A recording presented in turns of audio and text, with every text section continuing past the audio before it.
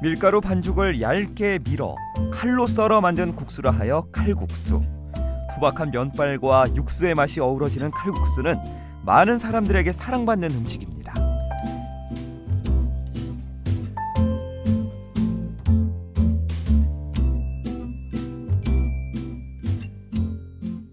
국수는 여러 가지가 있어요. 뭐 젖은 국수, 또 말린 건국수, 가느다란 소면 국수가 있고, 또 뭐 이렇게 조금 이제 칼국수도 있는데, 칼국수의 좋은 점은 뭔가 하면 손쉽게 밀가루만 있으면 언제라도 반죽을 해서 그냥 썰어서 국물에다가 펄펄 끓이다가 넣어 먹으니까 너무 맛도 있고, 그리고 한 끼 식사로도 아주 훌륭해서 칼국수가 그렇게 유행하고 칼국수를 다 이렇게 좋아하시는 거예요.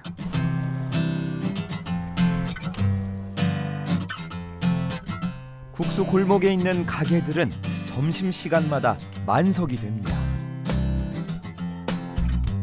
호로록 호로록 국수발 넘기는 소리만 경쾌하게 들리죠. 어렸던 시절 밀가루 음식이라면 질리도록 먹었음에도 어렴풋한 추억과 함께 우리 곁을 떠나지 않는 음식으로 굳건하게 자리 잡은 칼국수. 우리들은 먹던 게 있어서 옛날 음식을 많이 찾아요, 주로. 뭐 이런 칼국수니 보리밥이니 뭐 이제 나오면 주로 싼 거 이런 거. 그전에 밀 심었었거든요, 시골에서. 그거를 방앗간에 빠가지고서는 그런가 보다. 다대기인가 보다. 수제비도 해먹고, 국수도 해먹고, 국수도 해먹고. 칼국수는 요즘이야 손쉽게 접하고 자주 먹는 음식이지만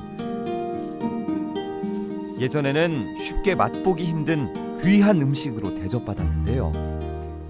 송나라 때 사신 서긍이라는 사람이 고려에 사신으로 왔다가 고려 도경이라는 그런 책을 썼어요.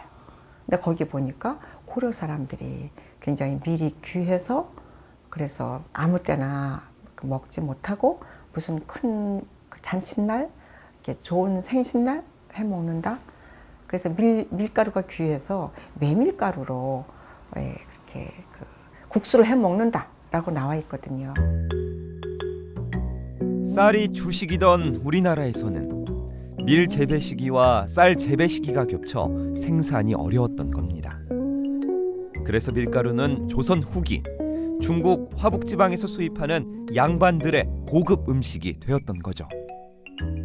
그만큼 서민들이 귀한 밀을 구하기란 하늘의 별 따기였는데요. 그래서 밀가루를 대신해 쉽게 구할 수 있던 메밀가루로 칼국수를 만들어 먹었다고 합니다. 그러다 6.25 전쟁 이후 미국의 식량 원조로 서민들의 구호물자로 밀가루가 보급되기 시작합니다. 또한 정부의 분식 장려 정책과 맞물리면서 쌀 대신 밀가루 음식이 대중화됐는데요. 그렇게 수제비와 더불어 값싸고 양 많은 음식 중에 하나로 자리 잡기 시작한 칼국수. 가락국수 한 그릇이 30원이었고 그때 막 보급되기 시작한 라면은 한 개에 10원이었습니다. 특별한 기술이 필요 없이 밀가루만 있으면 누구나 손쉽게 만들 수 있었는데요.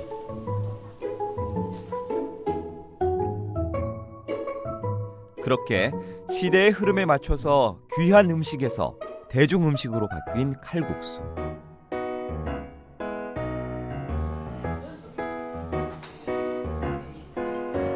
하지만 배고픔을 달래기 위해 먹던 칼국수는 그저 맹물에 밀가루 면과 간장만 넣고 끓이는 단순한 형태였다고 합니다. 이런 게 어딨어? 육수가 어디 이런 게 어딨어? 간장에 넣으면 얼마나 맛있는데. 그럼 메리치도 없어. 메리치 아주 옛날에는 그냥 간장에 넣으면 그냥 찌끔 해서 먹었지. 지치고 힘든 사람들에게 쫄깃한 면발과 뜨거운 국물로 위로를 건네줬던 정겨운 음식 칼국수. 따뜻한 국물이 있는 면 요리가 그리운 날, 여전히 생각나는 한 그릇입니다.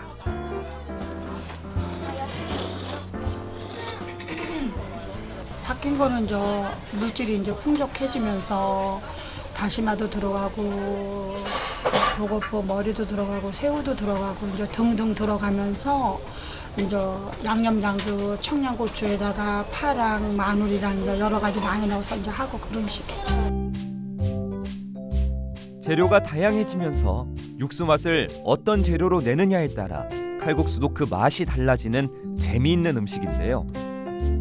특히 1960년대 이후 냉장 기술이 발달하고 해산물 유통이 활발해지면서 칼국수의 종류도 다양해지기 시작합니다.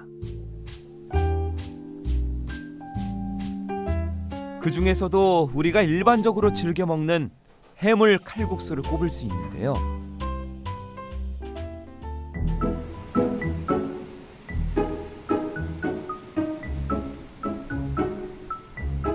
종로에 위치한 좁고 긴 골목. 오직 해물 칼국수 한 가지 메뉴로만 한 자리에서 50년째 한결같은 맛을 지켜내고 있는 곳이 있습니다.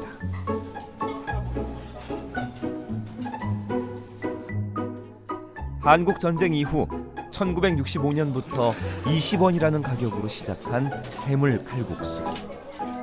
여전히 5,000원대의 저렴한 가격에 푸짐한 양으로 서민들의 칼국수로 유명합니다.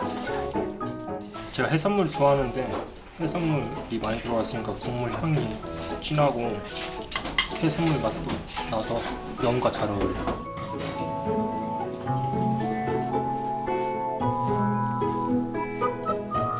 (50년을) 지내온 허름한 가게지만 어김없이 변함없는 맛과 인기를 자랑하는 비결은 멸치로 우려낸 개운한 육수.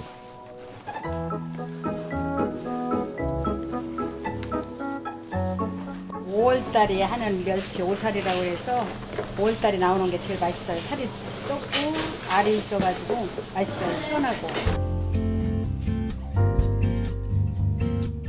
멸치로 우려낸 맑은 국물에 붉고 투박한 면을 넣어 쫀득쫀득 씹는 맛을 더해주는데요. 여기에 바지락을 넣어주면 바다 내음 가득한 해물 칼국수가 완성됩니다. 우리는 해물이 있기 때문에 항상 아침에 최고 일찍 배달이 와서 냉장고에, 여름에는 냉장고 들어가고 겨울에는 밖에 나와 있지만 관리를 잘해야 돼요. 양만 있어요? 이렇듯 오늘날엔 멸치와 해물로 우려낸 칼국수가 일반적입니다. 하지만 우리나라에서 멸치로 육수를 만들기 시작한 건 불과 100년 남짓. 멸치로 육수를 만들기 시작한 건 일제강점기 이후였습니다.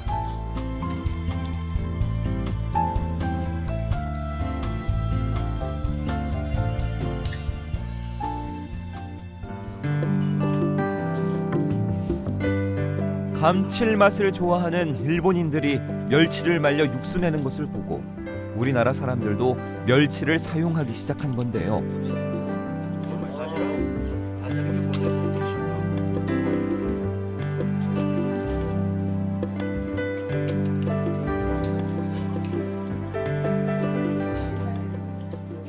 국물이 바지락에 홍합에 국물이 아주 시원하게 한 달이만 2-3번 옵니다. 아무래도 국물 맛이 맛있고 면도 쫄깃쫄깃하고 그런 게 좋은 것 같아요.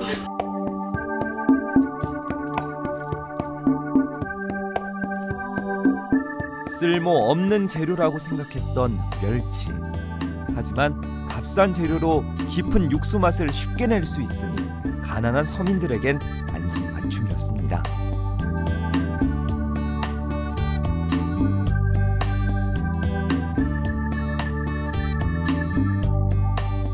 그렇다면 조선시대에는 어떤 육수를 즐겼을까요?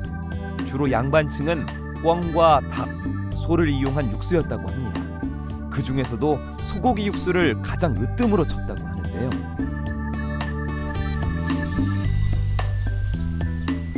특히 사골 육수는 경기 중부 지역의 양반들만 먹을 수 있던 특별한 육수였습니다.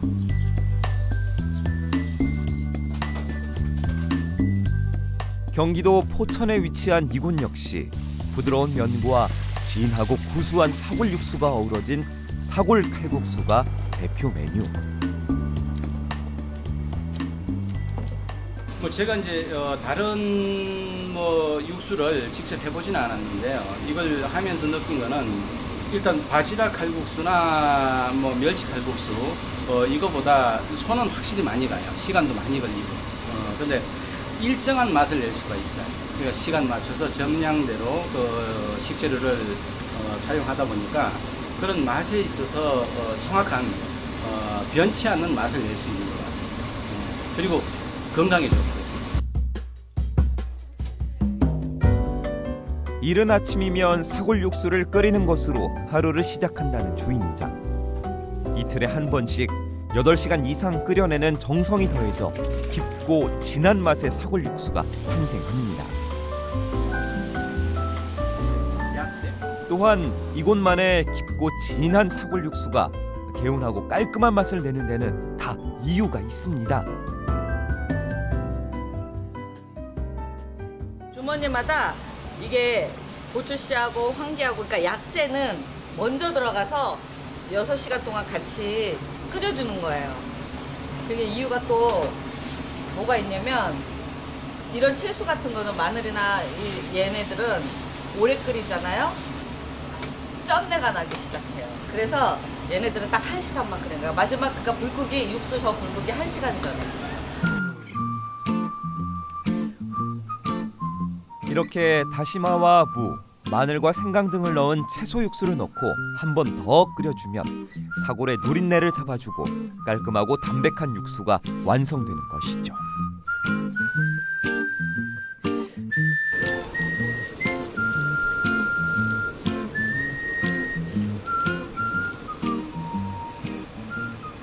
이 재료들을 정확하게 그렇게 시간 맞춰서 또 좋은 재료를 사용하지 않으면 그 육수의 질을 보장할 수가 없죠. 정성 가득한 육수뿐만 아니라 칼국수의 면발 역시 직접 반죽을 하는데요. 특히 이곳에선 발로 꾹꾹 밟아야 반죽에 기포가 생기지 않고 탄력도 생기며 면이 쫄깃해진다고 합니다. 그런 다음 반죽을 여러 차례 제면기에 넣어 압축시켜 모든 공기를 빼내주는데요. 이렇게 만들어진 반죽은 약 하루 정도 숙성시켜줍니다. 그래야 수분이 골고루 퍼져 글루텐이 활성화돼 보들보들 부드럽고 찰기가 도는 반죽이 완성된다고 하네요. 일반적으로 뽀얗고 진한 사골 국물에는 얇고 하늘하늘한 면이 어울리는 법. 일정한 크기로 얇게 뽑아낸 면이 덜 퍼져 쫄깃한 식감을 자랑합니다.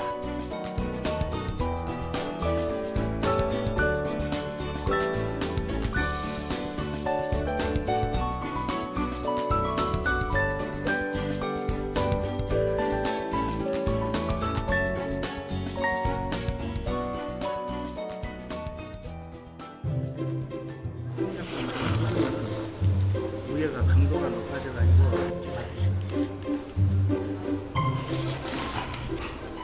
다 먹고 국물이 또 깔해요.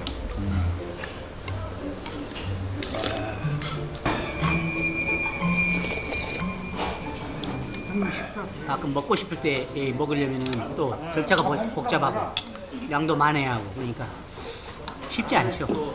그래가지고 옛날에 집 나갈 때, 뭐 집사람이 어디 멀리 가려면 사골국물 끓여놓고 간대잖아. 겁나.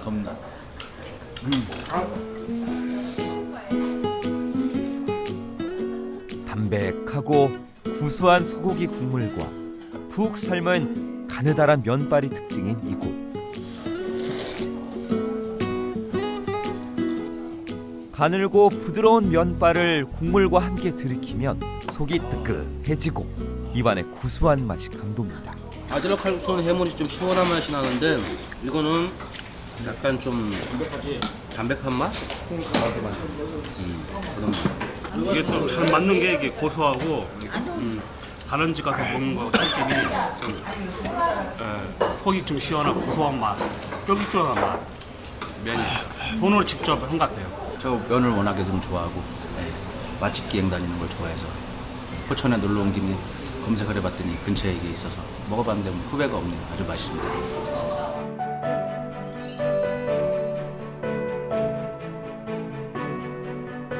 칼국수는 어떻게 끓여야 한다는 정석이 없습니다. 특별할 것이 없는 재료를 통해 밋밋해질 수 있는 평범한 맛이 단번에 특별한 맛으로 바뀐 비결은 바로 정성 아닐까요? 밥상의 기원 27번째 음식, 부드럽고 쫄깃한 칼국수였습니다.